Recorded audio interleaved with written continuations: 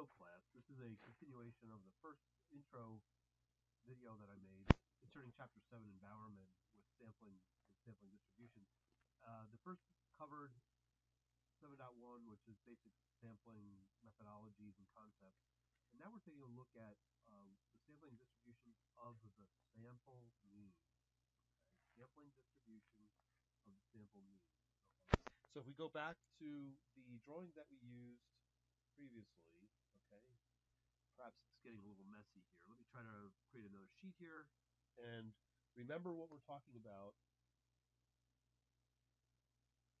Up until this point, we've talked about data that we might collect that behaves along different distribution profiles. This is our normal distribution, and for the sake of argument and memory, remember that we might have uniform distribution, we might have exponential distribution, something like that. Okay, and this is the raw data. But now what we're doing is, in a world where we can only sample the population, the sample, if you remember, has to do with how many observations or experiments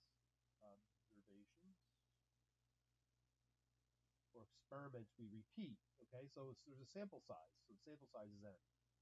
Okay, so remember that each item that we observe, or each time that we observe each data point, is not a sample in the nomenclature of what we're talking about right now. It's an observation. And so the sample has n observations, and then we might collect a whole group of these that if we collect the data on 10 randomly selected automobiles on a production line, we do this in a random way, and for every sample we take 10 observations. We take 10 readings for it. Dot, dot, dot, dot. Okay, so we have, I'm going to draw this on purpose. In fact, the fact that it's skewed right, the tail end is over to the right, this is skewed right on this, could happen. Okay, so we might have a run of cars, we're measuring the same parameter over and over and over again of a car, right?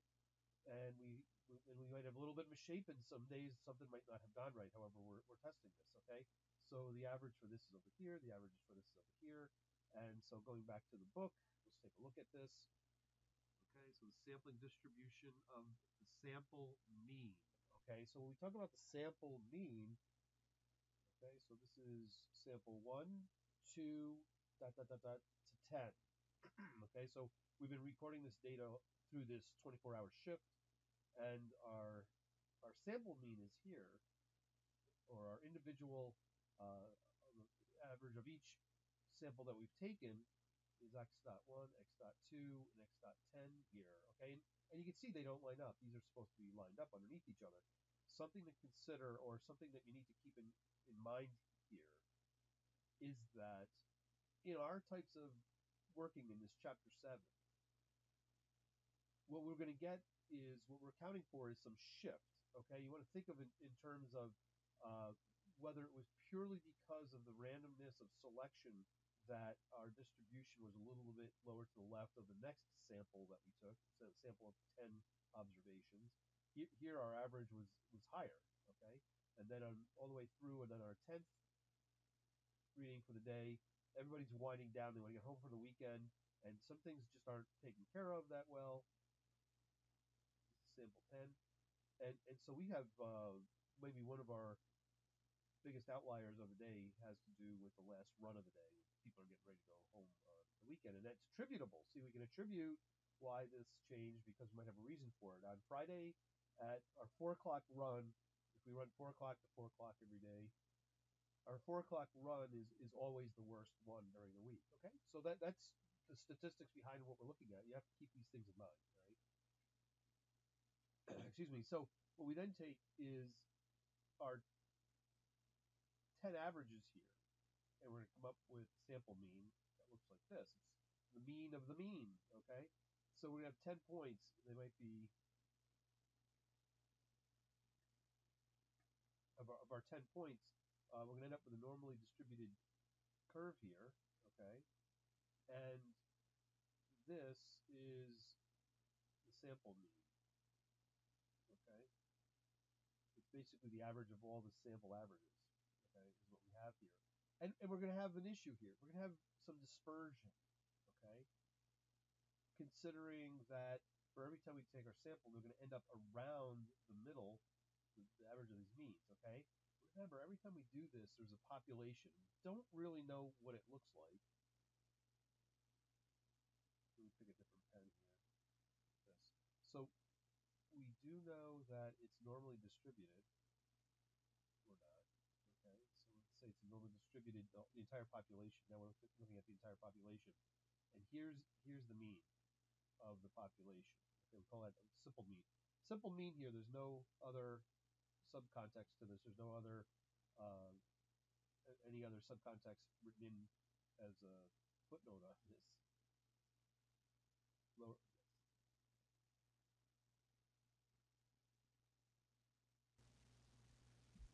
So I'm going to notate section 7.2 here, the sampling distribution of the sample mean.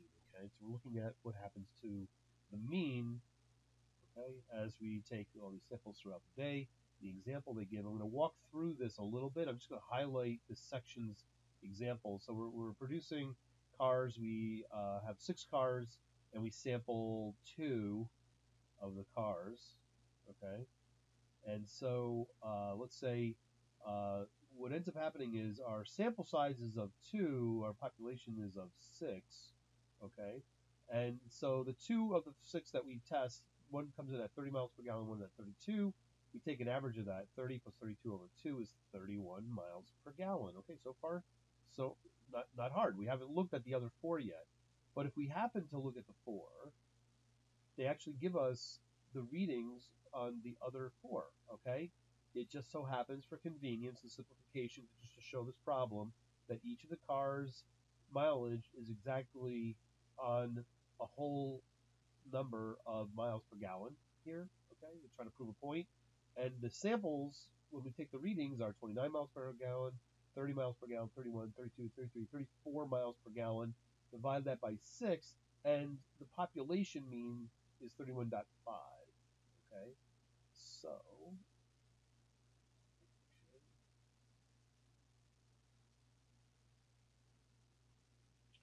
if you look at it just by a random sampling of a random variable, okay, they could become the mileage on this could come, let's say it what kind of distribution that we have here. The first chart here is we're going to state what kind of distribution it is, and it says of the 6 cars that we had, one of them was at 29, one was 30, one was 31. It's an even distribution here, a uniform distribution, okay? All right, there's an equal chance of getting a car at any one of these values. So there's six in the population, okay? Now, all right, equal population here. So we need to do a problem where we have 6 and we choose 2, okay? So we know how to do that. I'm going to go back over to OneNote here, and I'll pop open another window. Okay, so another window. So we have n is equal to 6, x is equal to 2. How do we figure that out? We have n factorial over x factorial over n minus x factorial. All right, and this is going to give us the combinations. All right, okay. This is going to consider what unique combinations, not considering order as being important in this. Okay, so we have n is equal to 6, so we have 6 factorial over 2 factorial over 6 minus 2 factorial.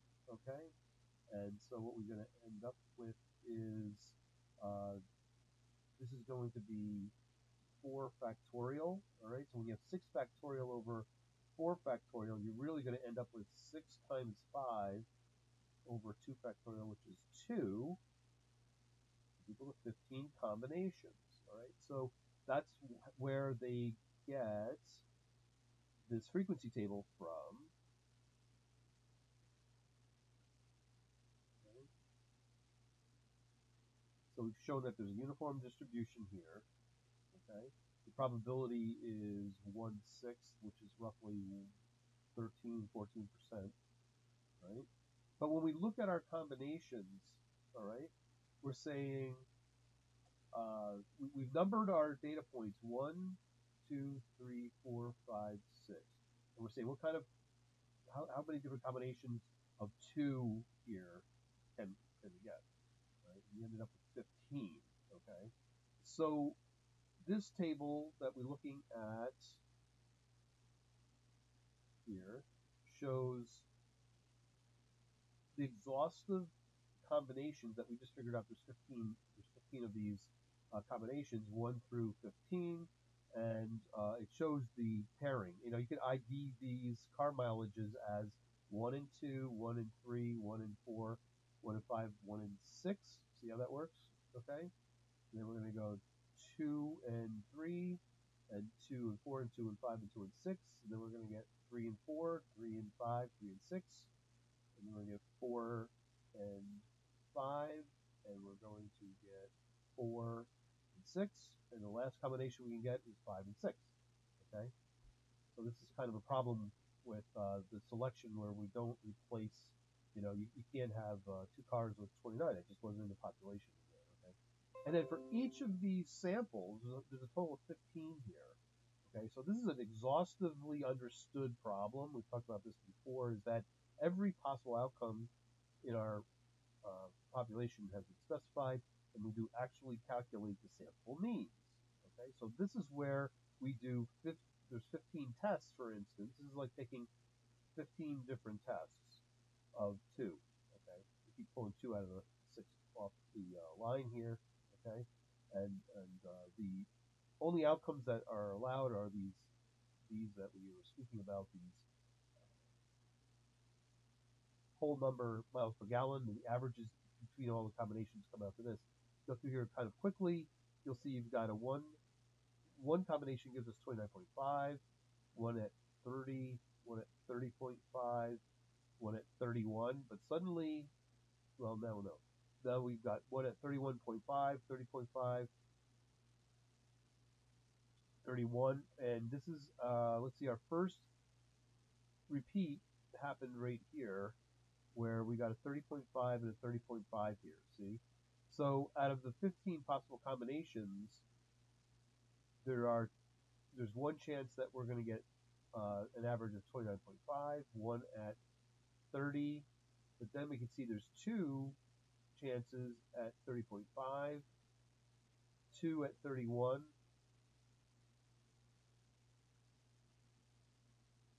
2 at 31.5, 2 at 32, 2 at 32.5, and then 1 at 33 and 1 at 33.5. A probability distribution describing the population of 15 samples. So what we did is we just clustered these together. That's what we just did. So what I just went through here says there's only 1 occurring here at 29.5. These are the numbers I just called out as I went through the table there. I was just very quickly, manually, visually checking that out. So if there's 15 total possible outcomes, we can have 30.5. There's one chance in 15 of getting 29.5. And as you can see that there was 2 chances here, all of a sudden the table starts showing there's 2 chances at 30.5, it goes up to 3 at 31.5, and then symmetrically backs back down again. Okay, so that's symmetric, backs down again. And the probabilities are shown over here. Okay, so I'm leaving you to the reading. Hopefully this helps out a little bit, showing what the flow is going on here. Okay, all right. Now, this section of the text, what they're covering here, has to say that the 2 things we need to remember, okay, read that section, and it's going to say our sample mean, okay, the average of all of our, have the means of each of the samples, okay, is going to look like the population, okay. So when we do these kinds of tests, as we look at these individual samples and we look at the averages among them, this is the game that we're playing in 7.2, is all we're talking about is the mean of the means, looks like the population mean. And then the variance, how do, across our 10 samples of 10 each, what's the variance? We can calculate the variance for this, for the X bars, okay? So we're going to have that table I described where you can mark out what the probability looks like of these 10 experiments, central limit theorem, central tendency theorem rather, is going to show us that that here's mu, the average of the population, and our mean of the sample mean is going to be looking like the population. Okay, that's just a given. We have to understand that. Back that out. Go to work, pick a problem, start testing it like this. Take 10 readings every hour at random times. And when you take the average of all those averages, that should look like the average or the mean of the entire population forever going forward. It doesn't lie. It's an unbiased point reference in the world that we're working in. And then, okay, so then, let's see, I am going to see if I can grab both of these at a time. Put this down and move that out of the way. Do that. Put this little guy down.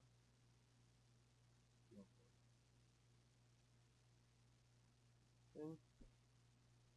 So we can talk about the sample mean, but we can also talk about the variance of the means. Okay, remember that.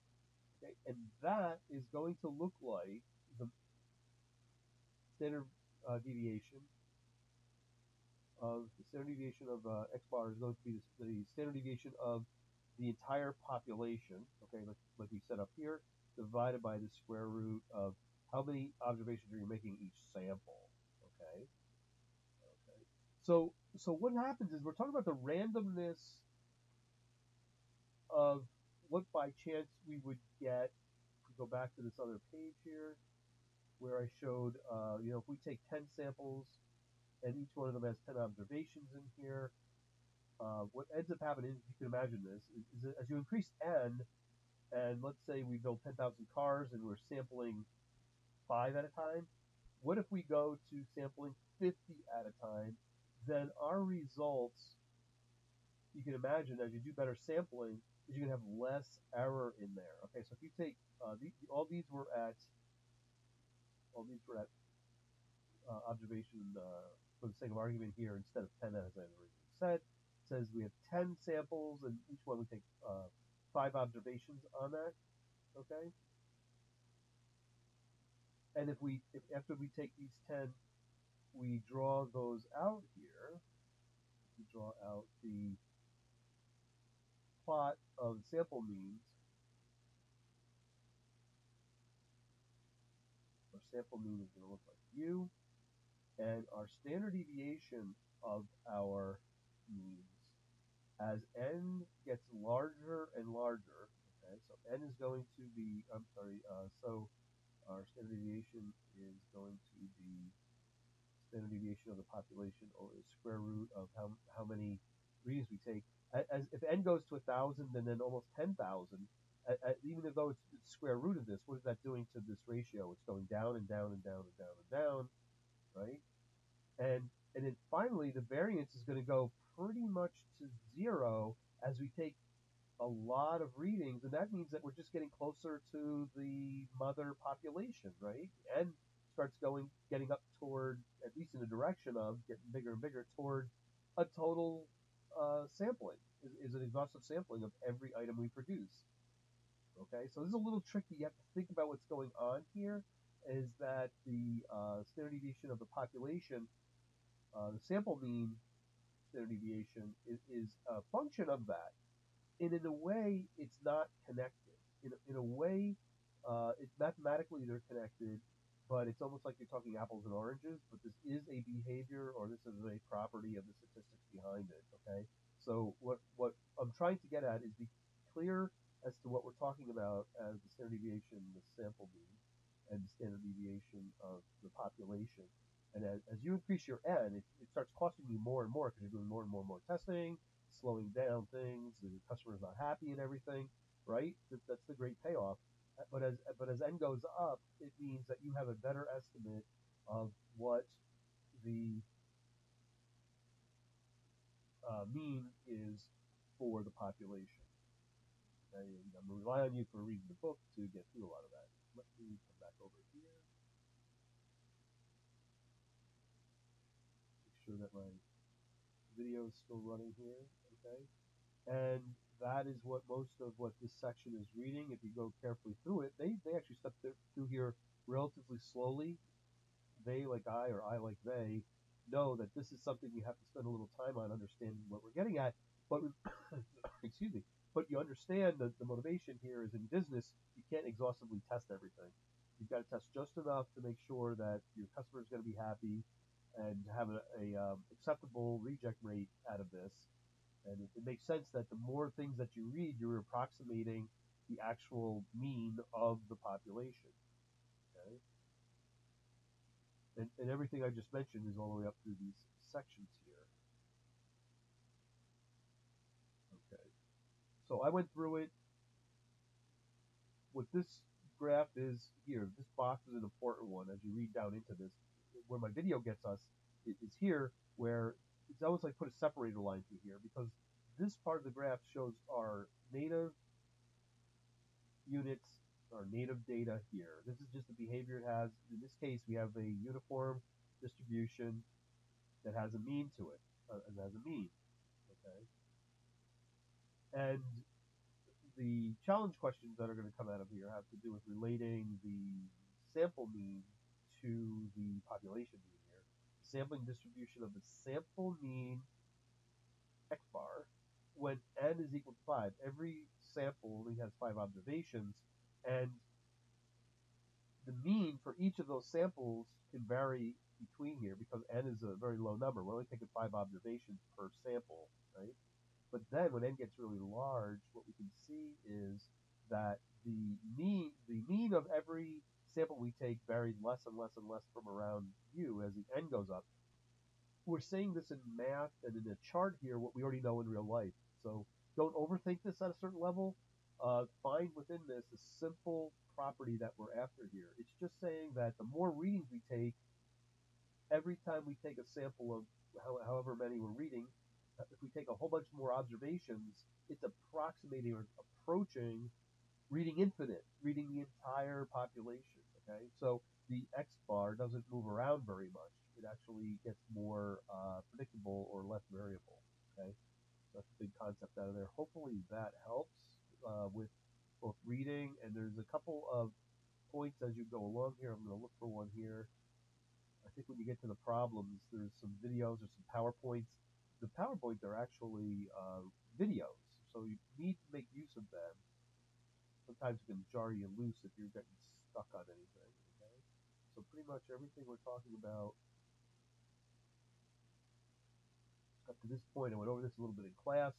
Now, we've been talking as though our underlying data has a normal distribution in it, but what's really weird and interesting, this is the reason why I wanted to pay attention to this, or you need to pay attention to this, is that if your underlying data behaves a different way, it's hyperbolic, like this, okay, there's something like hyperbolic there, there's a ramp up, there's a ramp up depending on x, y is equal to some kind of a plus x here, okay,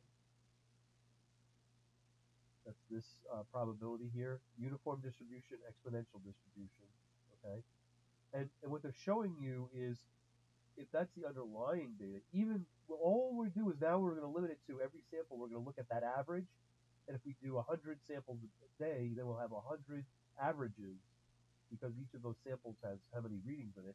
If it only has 2, you can see that the waveform is actually kind of weak underneath this.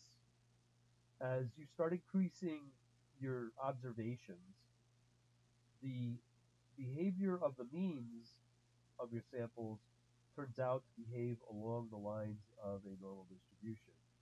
Okay? It gets narrow and more defined here. Narrow and more defined. You can do this in Excel and use different ends, set it up, and do different graphs, and you're going to get this very same thing. You can do this all in Excel. And then see what happens. It says if we start taking a whole bunch more observations, then the average of any one sample is not going to vary very much from the mean of the population, the overarching or underlying data that you have. Okay. See what else we get here. Okay. And so this is where the rubber hits the road. The e-billing case, reducing mean billing payment time. I'll cut a video for this 7.2, and then I'll start a third video where I'll talk about, just walk through this e-billing case.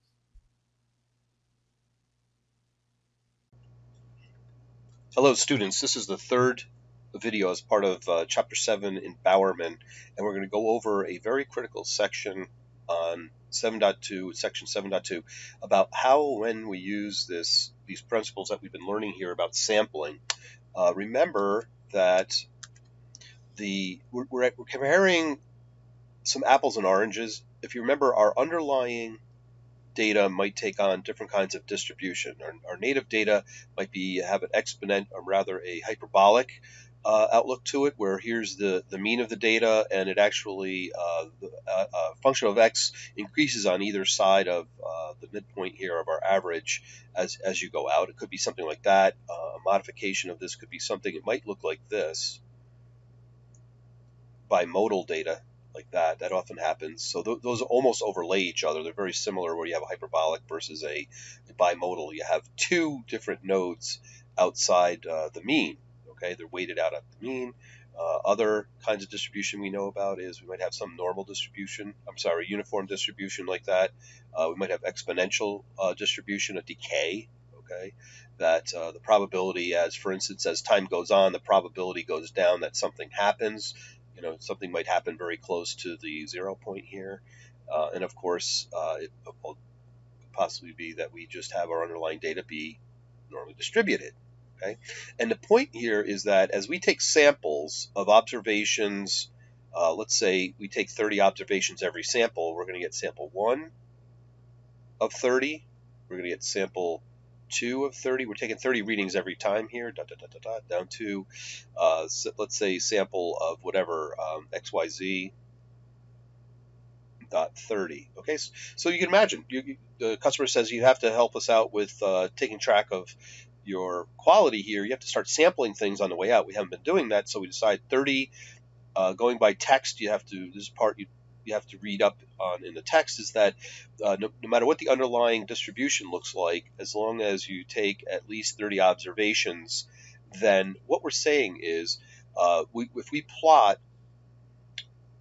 the values that we get and take the mean, and we start plotting the means of all of our samples, what ends up happening is the plot of those means of our sample. That's what this whole chapter, sections 1, 2, and 3 are about, is we're plotting the means of all the samples here, okay? And we're going to come down to, we can take an average of the averages, okay? And that's what the book is calling this, okay?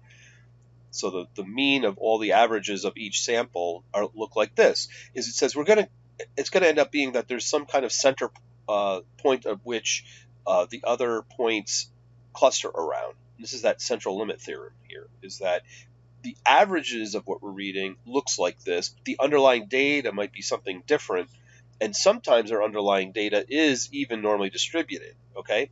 In the cases that it isn't normally distributed here, then you have to take at least 30 samples. The more, the better, okay? Now, keep in mind that the more samples you're taking, now keep in mind that the more observations you take each sample, you're approximating the population more and more. Now, if the total population is infinite, or just slightly less than infinite, like 100,000, okay, and we take 5 data points out of that, you can see we're sampling across 100,000 possibilities there. That actually, if we go to something on the order of 50, that gets closer to the total population. So the more observations you take, you can imply, without any proof here, that the results get more perfect. So the more observations, but that gets more expensive too, or it becomes more impossible to take that many, or for other resource reasons, or for whatever reasons, is take that many readings.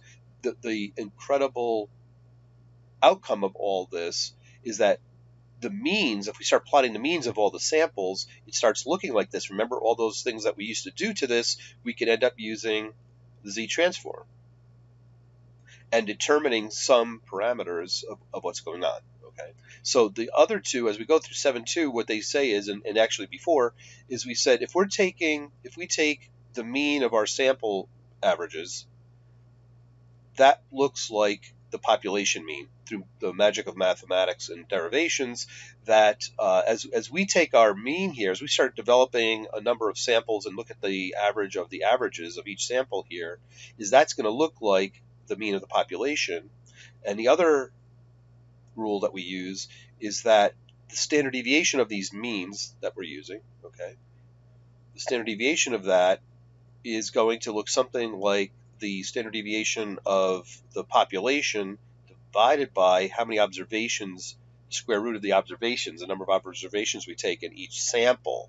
Okay, so what did we say that? This is, remember that, what is the standard deviation? That's how X behaves, how far away from the mean these things vary. Do you have a lot of variability, or do you have a little variability where all these averages are clustered relatively more closely to the mean of all these averages? Okay, so these are the two equations that we end up using when we flip back over to the book. Okay, there's some things that we're told. We're told that the previous mean for payment through our electronic system was 39 days.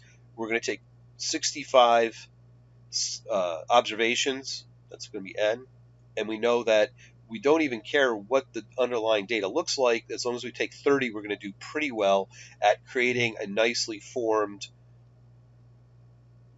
sample mean. Okay, so that's what we're showing here is a sample mean. Right? Let's see. What they do tell us is that, and something to keep in mind with these problems is, in the world of process, no matter what these underlying profiles of the natural data it looks like,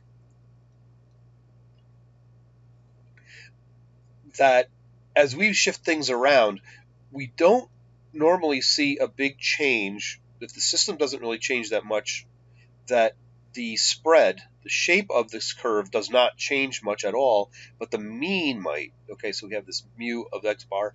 The mean might. We might be shifting the mean up and down, but the shape does not change much. So from previous experience, the company that does our software says, listen, we've never done your industry, a company like yours before, but we know from our past experience that the population standard deviation is going to be something like 4.2 days.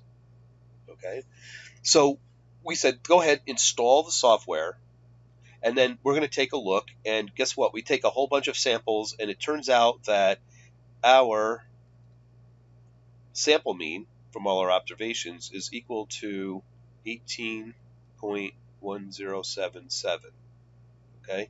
Now, it strikes me that they're going out to a lot of precision on this when we're measuring days. You know, what is 1/10,000th of a day? Okay, so it's 18 days. We went from 39 was our old. We went to 18.107, and we agreed with the vendor that said if they can chop our mean down to a half or better, okay, if they can have the amount of days it takes for our customer to pay us by half or better, they can beat that. So in other words, they want to shoot the target at 19.5 is a half of 39 days. Okay, so 39 days. What is the likelihood? How do we predict? How do we make payment? How do they know that they hit the target? Okay, so we've taken some data over 65 observations, and we come up with a mean. Okay,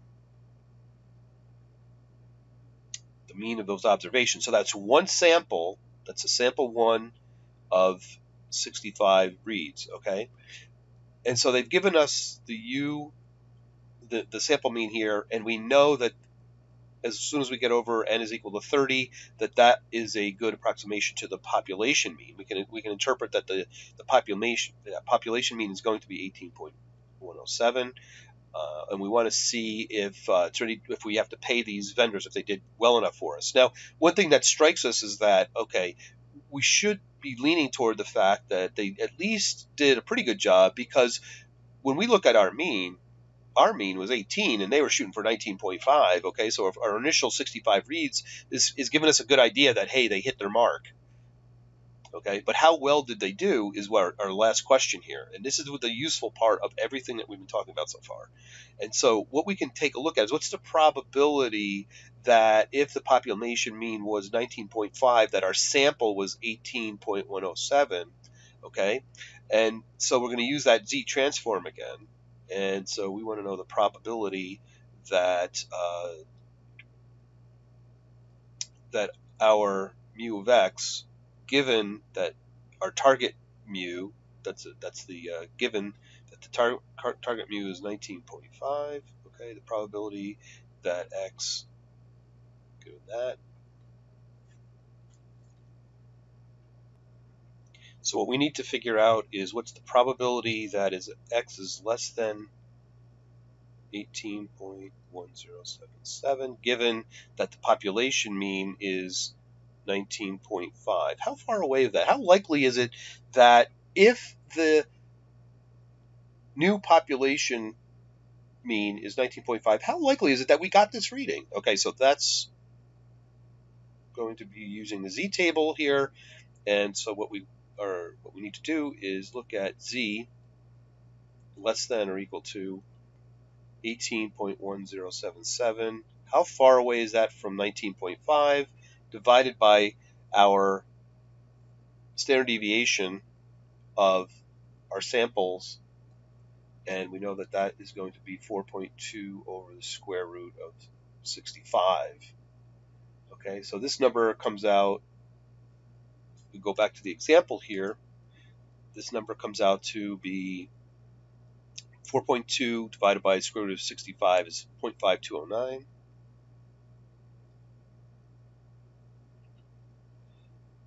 And our distance here is, did they give us this number?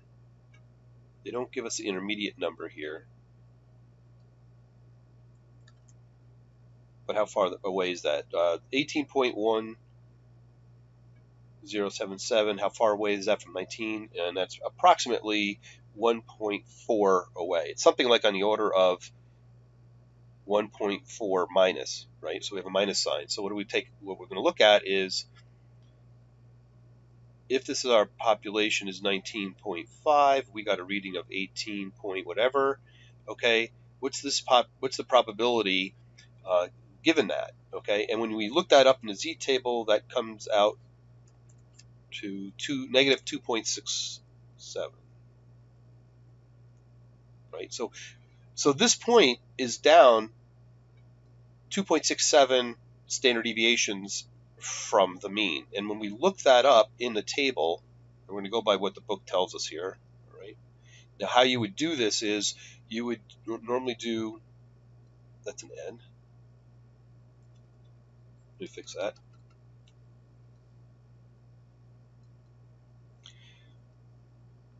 In Excel, you would make it, you could just run that number really quick. You don't have to use a table. Norm minus 2.67. Okay, that's true. That's comma 1 to run this problem. And you're going to get a number that looks like 0.00, I think it's 38 if we just flip over to the book here. Yes, 0.0038 is the probability here.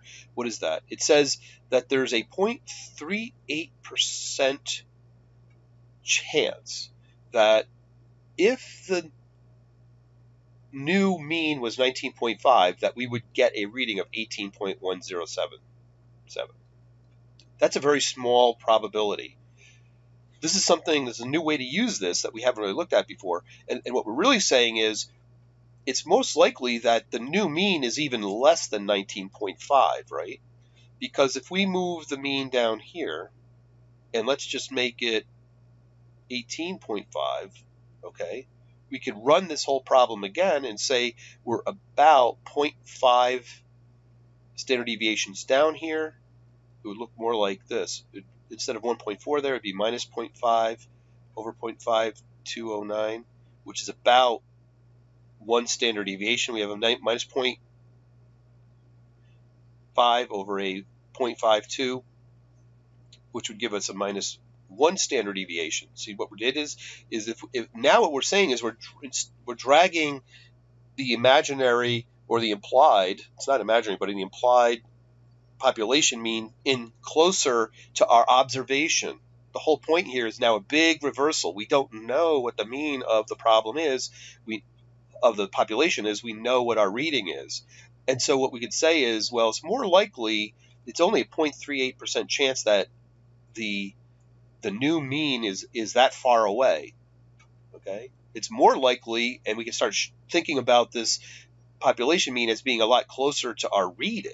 Okay, and that's why we're sort of backing out of this problem now. Okay, now we could take a look at, well, what is the if we wanted to say if you think that you want to be 95% sure that the population mean is some distance from our reading, you work backwards and you go into the table now. See, now you go into the Z table and you pull out from the Z table where it says 0.95. That will give you the number of standard deviations away, and you work backwards out through the problem, and you reestablish the 95% likelihood of where the population mean is. So this is a very important step. It's a little tricky. I hope my verbal description of this is helpful if you work through this problem in the book and it doesn't obfuscate. The idea here is to illustrate or clarify what's going on. And so this should be a backup to your reading and comprehension of where this is going. It can get a little tedious in here if you're trying to track all this. So I hope that helps, and we'll move on to 7.3 in the next video.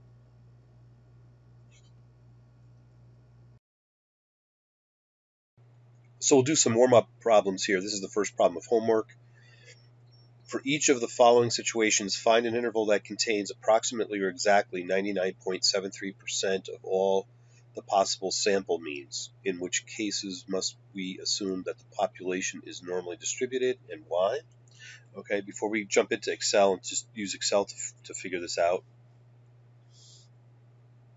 the tip-off here is something about this 99.73. We should recognize that as the empirical rules. Okay, and what are the empirical rules? It says the empirical rules of normal distribution, which our sample means should follow, looks something like this. And this is the old plus or minus 1, plus or minus 2, plus or minus 3.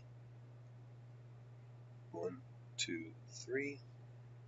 1, 2, 3 standard deviations. And we know the empirical rules say that within the mean, plus and minus 1 standard deviation, that's the dot 1 here, is we have something on the order of 68% of the curve or the probability will occur between minus 1 standard deviation and standard deviation. Okay. The second part of the rule says between plus or minus 2 standard deviations is on the order of 95%. So 95% of the curve is captured between plus and minus 2 standard deviations over here and here. And then the third part is plus minus 3 is what? 99.73. That's the tip off there. So we should be recognizing when they're talking about the empirical rules. Flip over to Excel, okay? And just as part of a review here, grab this, move this out of the way, okay? And let's actually calculate those empirical rules. The first part is norm.s.dist. Okay. How are we going to calculate this? Okay, the way that this function works is, if we come back over here, is our z table. When we go to the z table, remember how this happens is, what does our z table tell us? Is if we have normally distributed data like this, and here's our mean, or it could be population mean like this. When we go into the z table, we're going to take some point of interest x of I, and the z table is going to tell us what is the probability up to and including that number. So it's an area underneath this curve here. Okay, that's how we do that. The z table tells us. Okay, and so I'm going to just go through this example really quickly, just to remind us that if we wanted to go between plus and minus 1 standard deviation, okay, we would pick an x of I that's down 1 standard deviation, and we pick an x of I whose area is underneath here at 1 standard deviation. And then to get the area underneath this curve, we would just take 1 minus area A minus area B. That gives us area C here. Okay, so that's just a really quick review. We know we've been doing this before. Okay, so I'm going to just calculate it really quickly while we're doing it. So the first thing we want to do is take the probability of this normal distributed data up to -1 sigma, and we always make this true in this function that gives us the area under the curve. Okay, so there's our 0.15, et cetera, et cetera, et cetera. Underneath the covers here in the computer, it goes out to many, many digits, dozens of digits of precision out here. Okay, so it says under this curve, since we picked -1 standard deviation, we just figured out that the area up to and including the point on this curve that's down 1 standard deviation from the mean, that area is 15%. Okay, so we use the rule of symmetry that says above 1 standard deviation is also another 15%. Okay, and so the probability between, we're doing the empirical part 1 plus or minus 1 standard deviation. And so we could take 1 minus 2 times that area, gives us the probability between that on the curve. There's our 68.2689, etc. percent. Turn that into percent over here, just so we start recognizing it. All that takes is a format.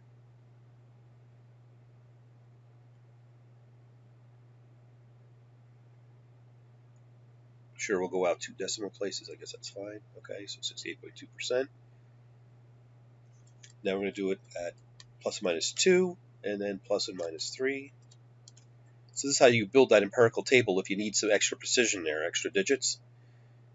Okay, so I'm going to copy this right down, and then edit this one to give me the area up to -2 standard deviations and 3 standard deviations.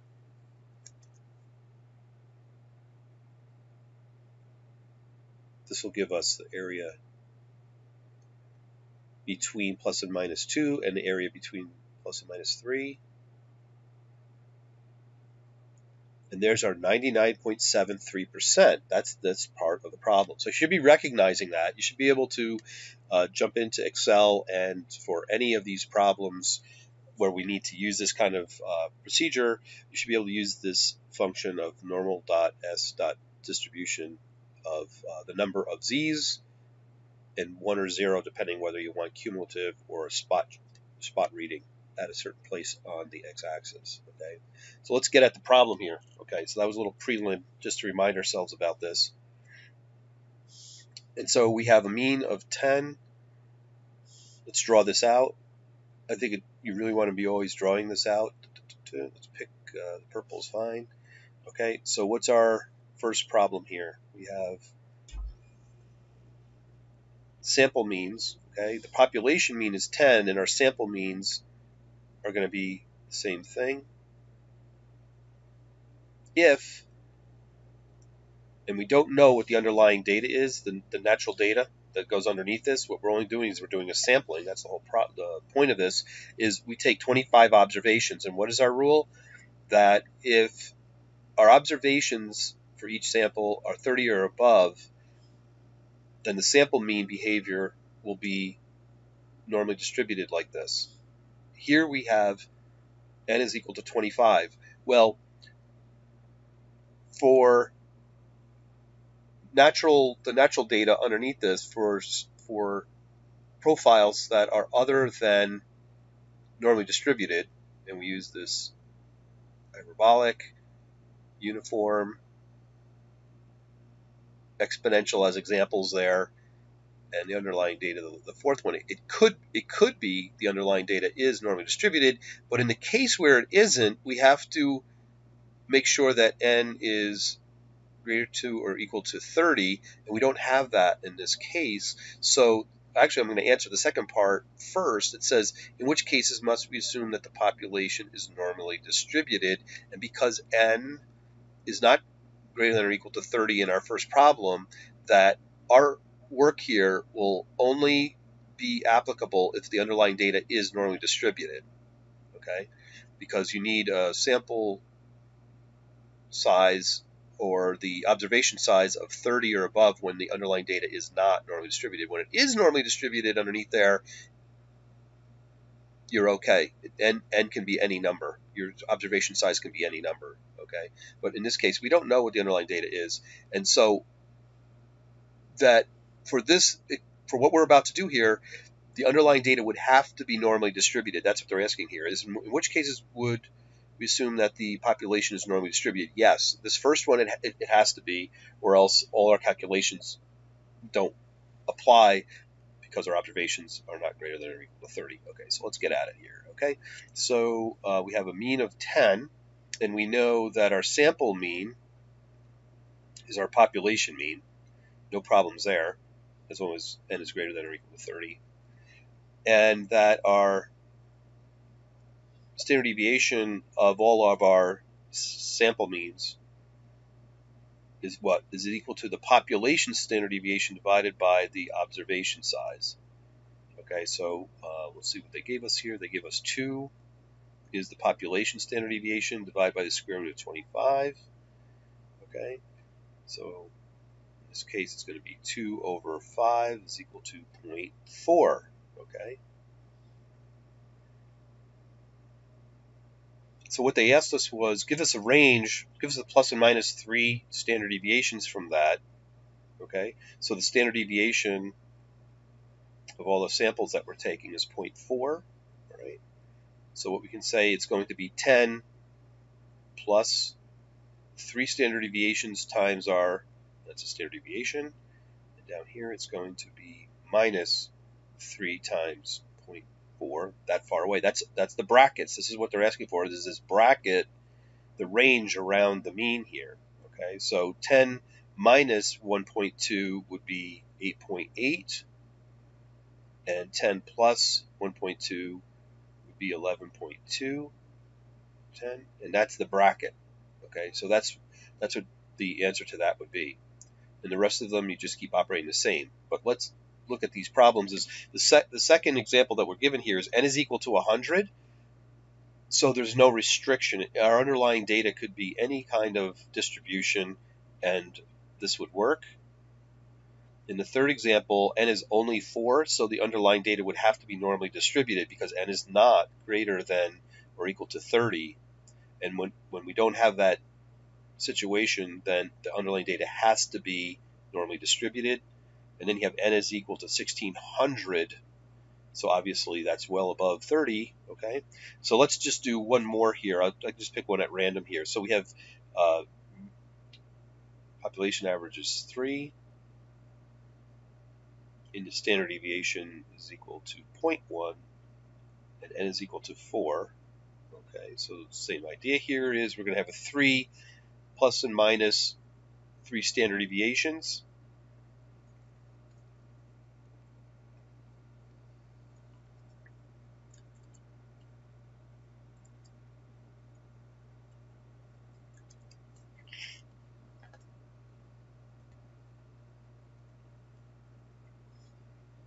So the standard deviation of our sample is going to be equal to 0.1 over the square root of 4 is equal to 0.1 over 2. So that's 0.05. And so our bracket is going to be, here's our bracket, is going to be 3 plus 3 standard deviations is going to be 3.15. And minus 3 standard deviations is going to be 2.85. Okay. And that's how that problem is solved. That should give us a little bit of insight by some practice there of understanding how these things work.